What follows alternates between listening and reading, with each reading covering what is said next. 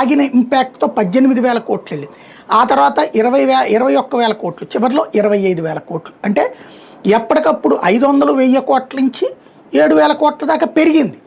అప్పుడు విధాన నిర్ణయం తప్పని ఈ ఛార్జ్షీట్లో ఏమని చూపెడతారు? విధాన నిర్ణయానికి సంబంధించినటువంటిది ఆ నిర్ణయం తీసుకుని తప్పు చేశారు అని రాశారు. అది ప్రూవ్ చేయాలంటే అవినీతి జరిగి ఉండాలి, ఏది ప్రభుత్వ ఆదాయం పడిపోయి ఉండాలి. అది లేదు.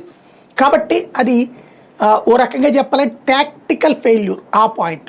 మూడోది వచ్చేటప్పటికి వీళ్ళు రైట్ చేస్తున్నటువంటి పాయింట్ ఏంటి, వాళ్ళు ఎవరో బాలాజీ గోవిందప్ప తినేశాడు భారతీ సిమెంట్స్ ఆయన అని. ఇప్పుడు ఈ ఛార్జ్షీట్ చూశాక నోటితో నవ్వాలో దేంతో నవ్వాలో అర్థం కావట్లేదు.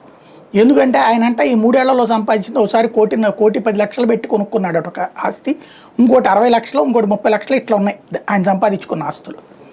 అతను భారతీ సిమెంట్స్కి సంబంధించిన హెడ్ పొజిషన్లో ఉన్నటువంటి వ్యక్తి. ఏ స్థాయిలో ఉంటుంది అతనికి సంబంధించినటువంటి లేదా ఇంకోటి అతని ఆదాయపరంగా కూడా మంచి వెల్ సెటిల్డ్ ఫ్యామిలీ. అట్లాంటి మనిషి ఈడ్చిపెడితే 1,50,00,000, 2 కోట్ల రూపాయల ప్రాపర్టీస్ కొంటే అది మద్యం ద్వారానే అని రాసేశారు. ఎలా కన్ఫర్మ్ చేస్తారు అది మద్యం ద్వారానే అని? ఇంకోటి ఆన్లైన్ రిజిస్టర్ చేసినటువంటి ఆస్తులు, ఆన్లైన్లో రిజిస్టర్ చేయడం అంటే ఏంటి అర్థం? అవి ఇలా రిజిస్ట్రేషన్ కాకుండా వీళ్ళ చేతిలో ప్రాపర్టీ ఉందనుకోండి, అది కుంభకోణం అవుతుంది. రిజిస్ట్రేషన్ అంటే ఏంటి? నీ ఇన్కమ్ ట్యాక్స్ రిటర్న్స్లో చూపెడుతున్నావు. ఇన్కమ్ ట్యాక్స్ రిటర్న్స్లో చూపించడం మీన్స్ ఆటోమేటిక్గా వైట్ పని.